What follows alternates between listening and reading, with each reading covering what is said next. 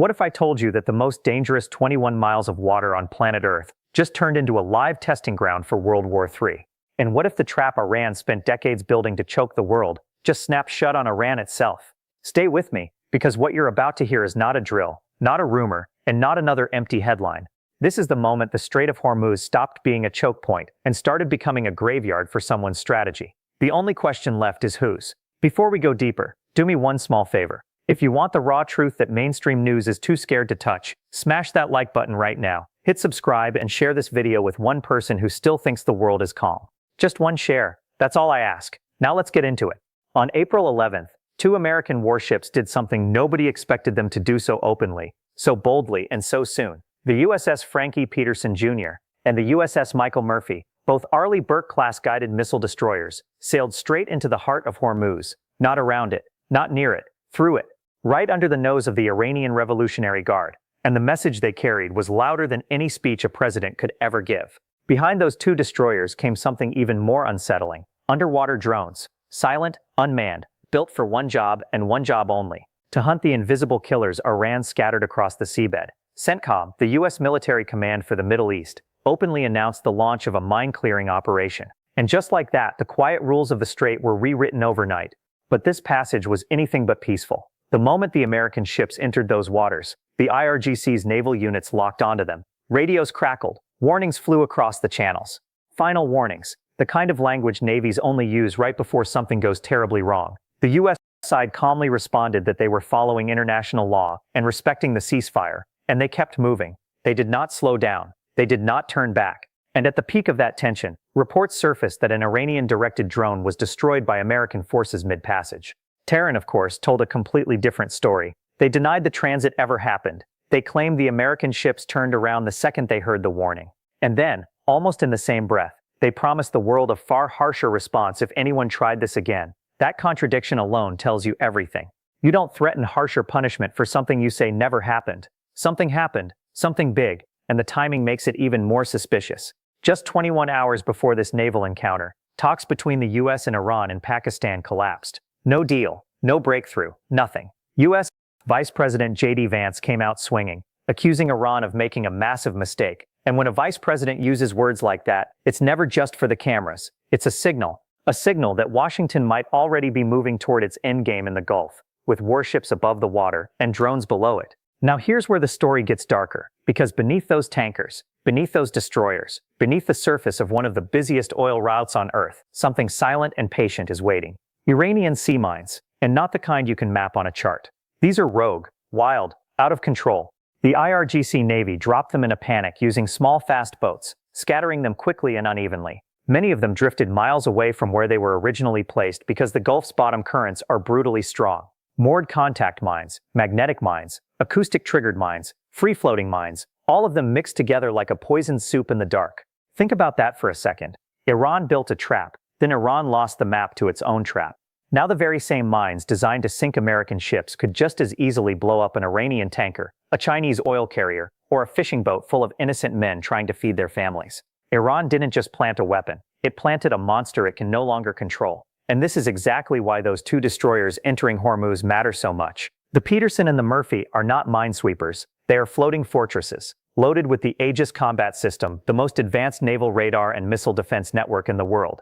They can scan hundreds of miles in every direction. They can shoot down incoming missiles before a human even reacts. They were not sent there to clean mines. They were sent there to open a door, hold that door open, and dare anyone to try and slam it shut.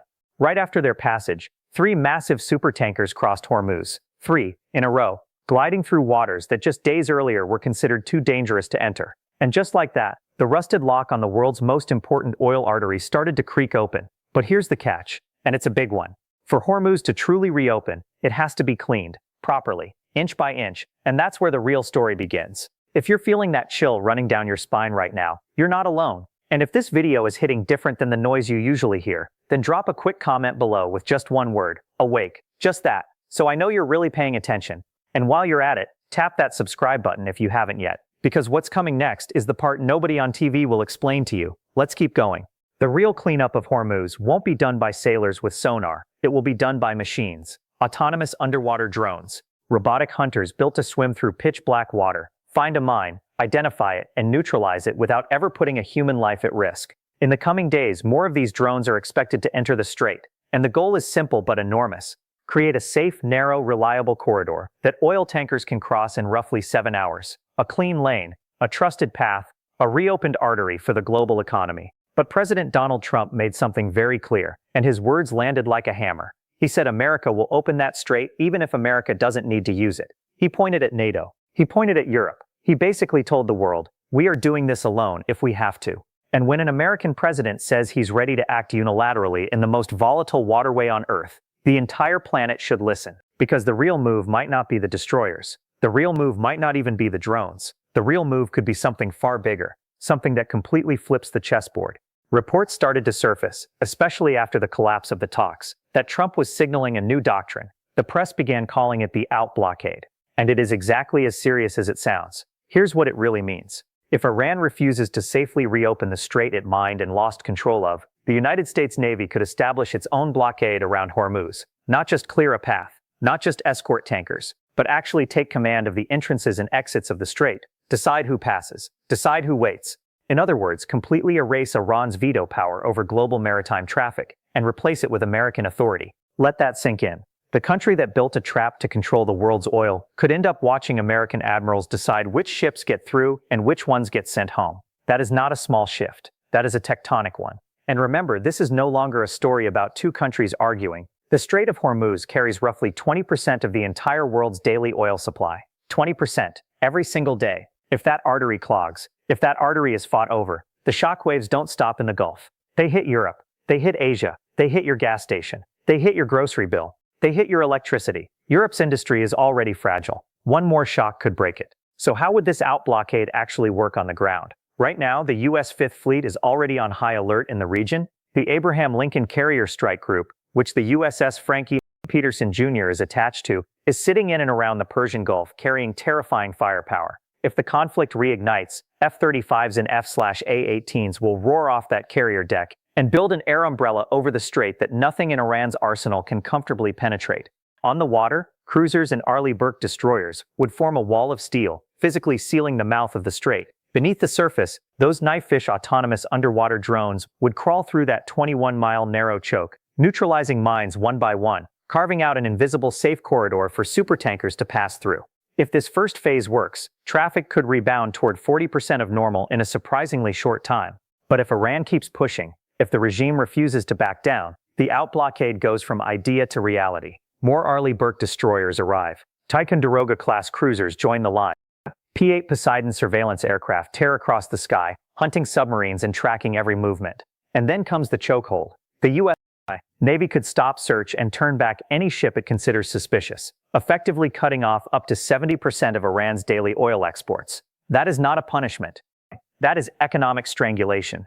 If things slip even further into the darkness, if Iran breaks the ceasefire again, Washington will not stand alone. The Gulf states already provide logistical bases. The British ship RFA Cardigan Bay could enter. French tripartite-class minehunters could join. Italian Gaeta-class vessels could arrive. NATO's standing mine countermeasures groups could roll in. And just like that, Hormuz would transform from a regional crisis into the operation theater of a global coalition, backed by air patrols, sea patrols, and cyber operations all running at once. Europe says it will only help clean Hormuz after the war is fully over. But here's the painful truth Europe doesn't want to admit. If Hormuz stays closed, Europe bleeds first. Industries crumble, energy bills explode, heating becomes a luxury, and Trump knows it. He's pressuring Europe to step up, and that pressure is slowly bending the EU's so-called neutral stance.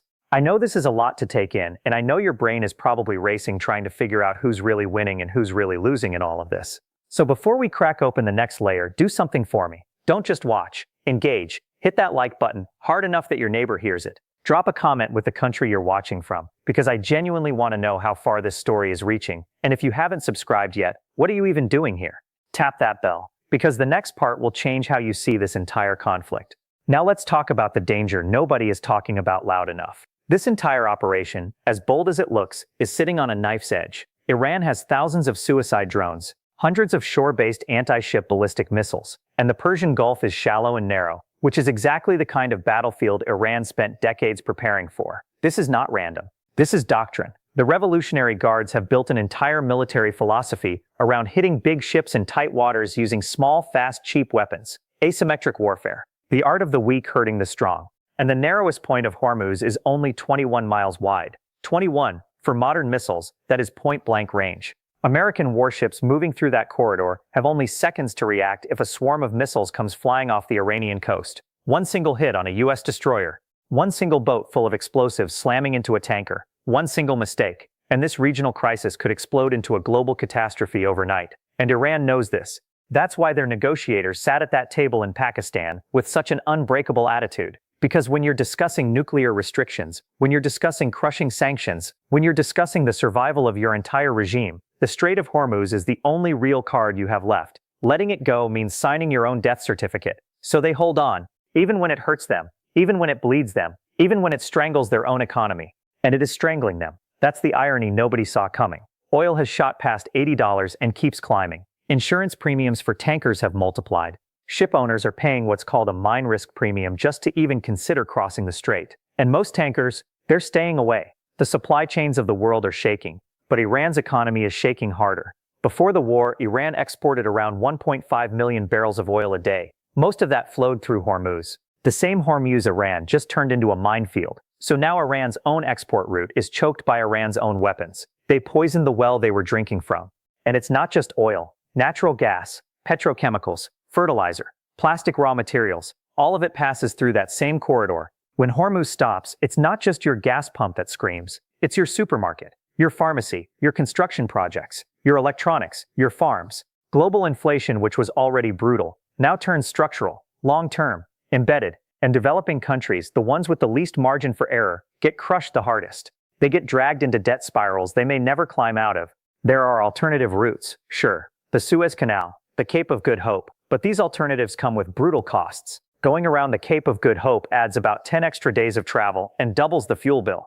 The Suez Canal is already stretched thin and is dealing with its own nightmare thanks to Houthi attacks. So the world is stuck. Every option is painful. Every direction is expensive.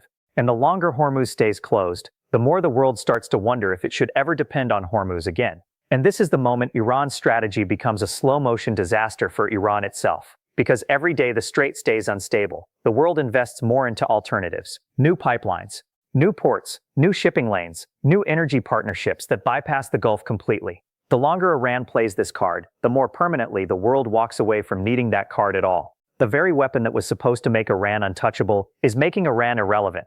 This is the deepest law of asymmetric warfare. If the weapon you build to hurt your enemy ends up bleeding you during peacetime, it was never a strategy, it was a mistake. A long, slow, expensive mistake. And while Iran sinks deeper into this trap, while its economy hemorrhages, while its political weight evaporates, there is one country sitting quietly in the shadows, smiling. One country watching this entire mess unfold like a chess master watching amateurs knock over their own pieces. Russia. Moscow has been suffocating under Western sanctions for years. They built a massive shadow fleet of oil tankers just to keep their energy money flowing. They've burned through billions trying to survive economic isolation. And now, suddenly, Hormuz hands them a gift they never could have built themselves. Because when oil spikes past $80 a barrel, when global markets panic, when Asia and Europe start scrambling for any drop of crude they can find, the price cap the West placed on Russian oil basically becomes a joke. Buyers stop caring. They just want fuel. They want gas. They want their factories running. They'll deal with the politics later. And the cash starts pouring into the Kremlin again, not just to pay bills, but to fund war machines, to fund operations, to fund ambitions that should terrify every honest observer. But even that's not Russia's biggest win. Look longer term. If Hormuz becomes known as a death trap, if global shippers start treating it like a casino instead of a route, then alternative paths suddenly become priceless. And one of those alternatives is the Northern Sea Route, a massive Arctic shipping corridor Russia has been pouring trillions of rubles into for years. It runs through the top of the world. It connects Asia and Europe. It is completely outside Iran's reach. No drones, no mines, no IRGC patrol boats, just ice and Russian nuclear icebreakers leading the way. If the world starts shifting cargo to that route, Russia collects transit fees on every single ship. Billions, potentially endless, money that could feed directly into Putin's war in Ukraine. Money the West has been desperately trying to cut off. And the cruelest part is, Iran's reckless mining of Hormuz is the very thing accelerating that shift. Iran thinks it's punishing America. In reality, it's quietly funding Moscow. And there's a military angle to this too that almost nobody is talking about. Russia and China are both watching the United States very carefully right now. They're studying exactly how thin America's military can be stretched. They're watching how many carriers go where, how many destroyers move where, how many aircraft are tied down in one region. Because the more American firepower gets sucked into the Persian Gulf, the more breathing room Moscow and Beijing get in Ukraine, in Taiwan, in the South China Sea, in every other flashpoint that matters to them. So zoom out for a second, take a breath and look at the entire chessboard. Iran believes it's defending itself. Iran believes Hormuz is its lifeline. Iran believes it's standing up to the global superpower. But really, Iran is just a piece on someone else's board. While Tehran burns its own economy, isolates itself, and digs its own grave, Moscow and Beijing are calmly collecting the dividends. Cold-blooded, patient, strategic. This is why the world cannot leave Hormuz in the hands of one regime. This is why coalition support, European involvement, Asian cooperation, and international mine clearing all matter so much. Because if Hormuz stays a hostage of Tehran, it doesn't just hurt one country, it becomes a permanent leverage point for any rival of the West to exploit. A pressure valve they can squeeze whenever they want. The United States understands this. The destroyers understand this. The drones understand this. Trump's outblockade doctrine, whether you love it or hate it, understands this. The age of letting one regime hold the global economy by the throat is ending. Maybe loudly, maybe violently, maybe with terrifying consequences, but it is ending. And here is the part one want you to carry with you long after this video is over. Every empire in history fell the same way. Not because of one big attack, but because of one small mistake repeated for too long. Iran's mistake is mining its own future. America's gamble is opening that future by force. Russia's bet is profiting from the chaos in between.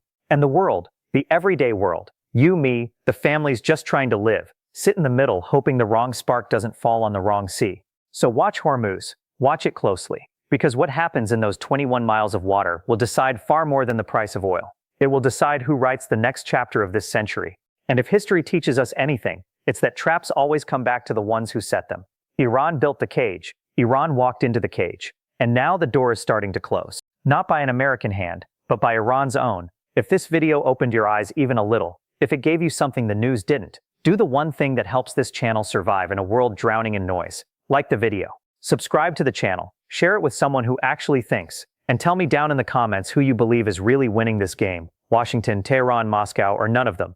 I read every single comment. I'll see you in the next one. Stay sharp, stay awake, stay ahead. Script data. What if I told you that the most dangerous 21 miles of water on planet Earth just turned into a live testing ground for World War III? And what if the trap Iran spent decades building to choke the world just snapped shut on Iran itself?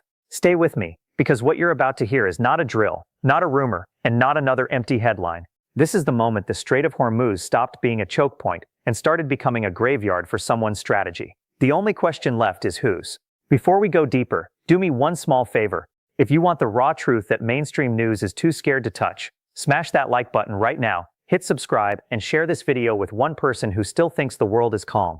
On April 11th, two American warships, the USS Frank E. Peterson Jr. and the USS Michael Murphy, sailed straight into the heart of Hormuz, followed by underwater drones launched under a CENTCOM mine-clearing operation. IRGC naval units locked on. Final warnings flew across the radio, and reports surfaced that an Iranian-directed drone was destroyed mid-passage. Tehran denied the transit, then promised harsher retaliation, a contradiction that revealed something major had happened. The timing came just 21 hours after U.S.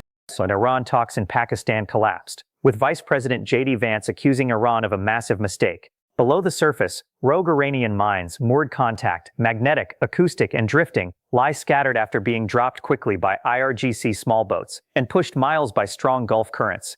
Iran built a trap, then lost the map to it. The destroyers are floating Aegis fortresses, not minesweepers, sent to open and hold a corridor. 3 supertankers followed and crossed the strait. Autonomous knifefish underwater drones are next, tasked with carving a safe 7-hour transit lane. Trump declared America will open the strait even without NATO, signaling a new doctrine reported as the outblockade, where the U.S. Navy could control every entrance and exit of Hormuz, deciding which ship passes. The strait carries roughly 20% of global daily oil supply. The U.S.